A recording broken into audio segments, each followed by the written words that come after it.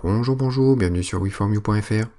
Alors on continue la découverte de Photoshop avec l'explication cette fois-ci de ce qu'est un masque de fusion. Donc le principe des masques de fusion, c'est d'afficher ou de masquer une partie du calque où vous êtes. L'intérêt de ces masques de fusion, c'est que, contrairement à la gomme par exemple, c'est un outil qui n'est pas destructeur. La gomme, par exemple, si on efface une partie d'un calque, eh bien on ne pourra jamais revenir en arrière et on ne pourra jamais recréer de la photo. Alors pour pouvoir expliquer le masque de fusion, je vous propose de refaire ce petit montage avec moi.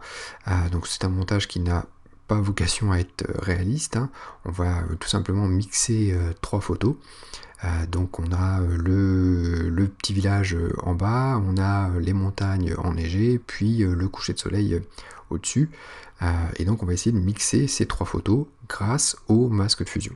Donc c'est parti, j'ai déjà ouvert les trois petites photos tout en haut, hein, avec trois onglets. Donc j'ai le village, les montagnes enneigées et le coucher de soleil qui viendra tout en haut. Donc on va commencer par ramener peut-être les montagnes enneigées. Donc je prends les quatre flèches, je vais dans la palette des calques, je vais déverrouiller l'arrière-plan en cliquant dessus. Et je vais pouvoir du coup aller rapatrier les montagnes, voilà, par-dessus. On va faire un CTRL-T pour pouvoir transformer tout ça. Et peut-être rétrécir un petit peu les montagnes, voilà, donc quelque chose comme ça. On va essayer de les placer pas trop mal. Et je valide avec Entrée. Ensuite, je vais me placer sur le village, je vais le passer au-dessus pour que tout le monde comprenne. Voilà, je vais le passer au-dessus. En fait, le but du jeu ici, ça va être d'effacer finalement la partie haute de la photo pour laisser apparaître derrière les montagnes enneigées en fait. Donc pour créer un masque de fusion, je me mets sur le calque que je veux masquer, donc en général c'est le calque qui est au-dessus, hein, toujours, et dans la palette des calques, je vais pouvoir activer le petit cercle dans le rectangle ici, qui est la création du masque de fusion. Donc si je clique dessus, j'ai une page blanche qui s'affiche. Donc quand c'est blanc, ça veut dire que tout est affiché. Donc vous voyez que ici, il me dit sur le calque qui est juste à côté, qui est relié en fait, j'affiche absolument tout. Donc le but du jeu, ça va être tout simplement de passer du noir dans ce calque-là. Alors pour pouvoir appliquer du noir, je clique bien sur le masque de fusion et j'utilise tous les outils qui vont me permettre de faire du noir et du blanc, donc par exemple le pinceau, le pot de peinture, le dégradé, etc. Donc si je vais prendre l'outil pinceau, qui est gigantesque d'ailleurs, je vais baisser un petit peu la taille, je passe du coup en noir, donc je réactive le noir et blanc, et si je veux le noir au premier plan, et donc pour comprendre, si je glisse dans ma feuille, on voit en fait que ça m'efface l'image, et du coup, par transparence, je vois bien le calque qui est en dessous. D'accord ? Donc j'ai effacé toute la partie haute ici de ma photo. Si jamais je remets du blanc sur ma photo, et bien du coup j'ai la réapparition de ma photo. Et donc c'est là l'intérêt des masques de fusion, c'est-à-dire que si jamais je me suis trompé, je remets du blanc, et c'est un outil qui n'est pas destructeur, hein. Vous pouvez toujours travailler en fait le fait d'afficher ou de masquer la partie de la photo. Petite chose pour échanger le noir et le blanc, parce qu'on va le faire sans arrêt ça, souvent on va déborder, on va essayer de retravailler un petit peu tout ça. Donc soit vous avez les deux petites flèches pour échanger, soit vous avez aussi la touche X du clavier. Vous voyez, quand je fais X au clavier, ça m'échange les couleurs de premier plan et d'arrière-plan en fait. Donc ça c'est une possibilité. Alors ensuite, si je fais du noir et du blanc, donc c'est complètement affiché ou complètement masqué. On a la possibilité aussi de, pourquoi pas, de faire du gris. Donc le gris en fait ça va faire à moitié affiché, à moitié masqué en fait. Donc, vous voyez, j'ai un espèce de mix entre les deux photos cette fois-ci, puisque ça me masque à moitié finalement cette photo-là, et du coup ça me fait apparaître à moitié la photo qui est en dessous. Donc si j'enlève le calque en dessous, on voit bien la différence, on arrive à comprendre un petit peu mieux le principe et comprendre un petit peu ce qui se passe. Alors si jamais vous voulez voir ce qui se passe uniquement dans le masque de fusion, vous voulez voir la page en noir et en blanc en fait, vous maintenez Alt au clavier, vous cliquez sur le masque, ce qui fait que ça vous l'ouvre en fait, et vous pouvez du coup travailler, voir un petit peu la partie noir et blanc, et pourquoi pas faire des corrections là-dedans. je refais Alt et un clic sur le masque de fusion. Si jamais je veux aussi annuler le masque de fusion momentanément, je peux faire majuscule et un clic sur le masque, ce qui me fait que ça me désactive le masque de fusion juste momentanément. Je refais majuscule et un clic dessus pour le réactiver. Si je veux le supprimer aussi, je peux très bien prendre la page en noir et blanc et la glisser à la poubelle en disant oui, je veux supprimer le masque. Et du coup, on retrouve notre photo à l'origine. Donc voilà pour le principe. Maintenant, on va essayer de faire quelque chose d'un petit peu plus sympa.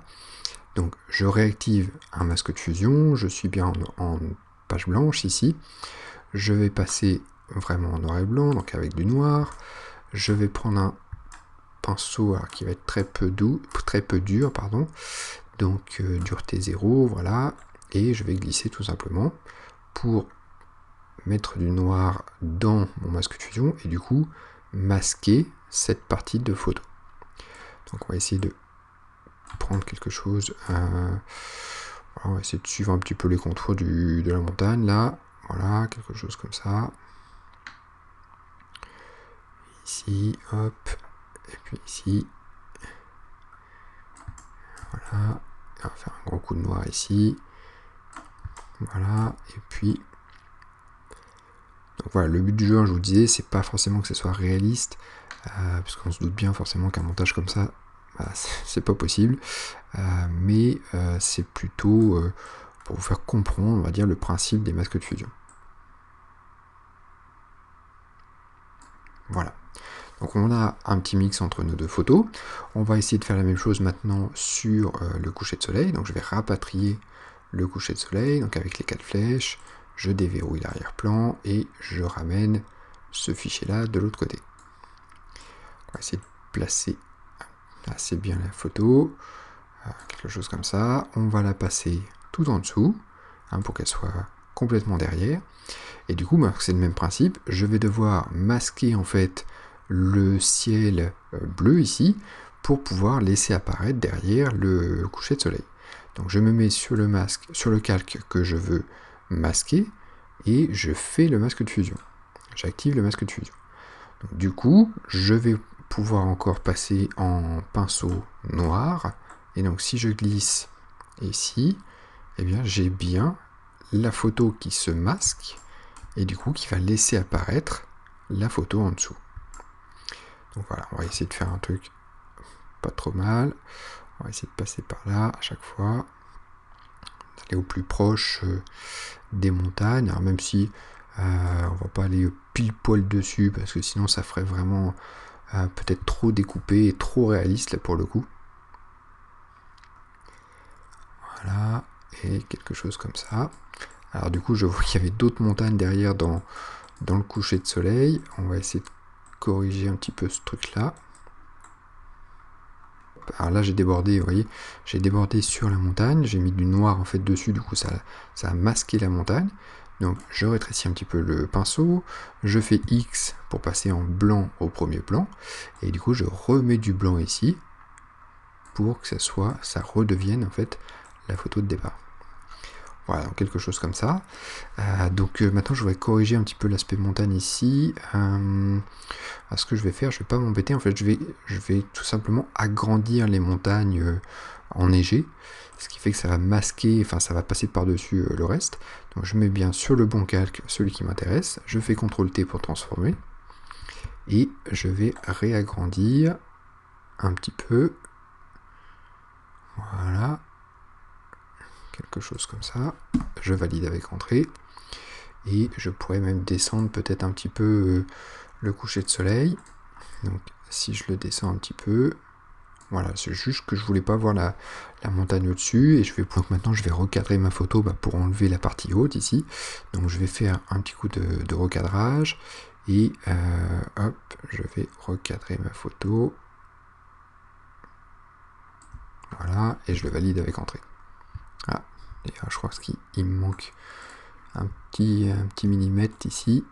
Donc on va le recadrer encore un peu plus. Et je fais entrer, et voilà notre montage qui est fait.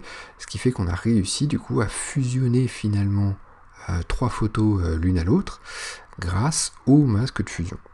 J'espère que le fait de comprendre le principe des masques de fusion est un petit peu plus clair pour vous.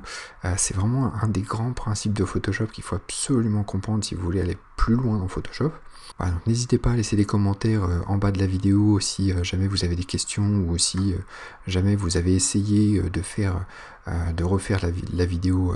Je vous invite aussi à venir nous rejoindre sur le groupe Facebook pour pouvoir discuter un petit peu de toutes les vidéos et pourquoi pas de faire des propositions, voilà, de créer une petite communauté d'entraide.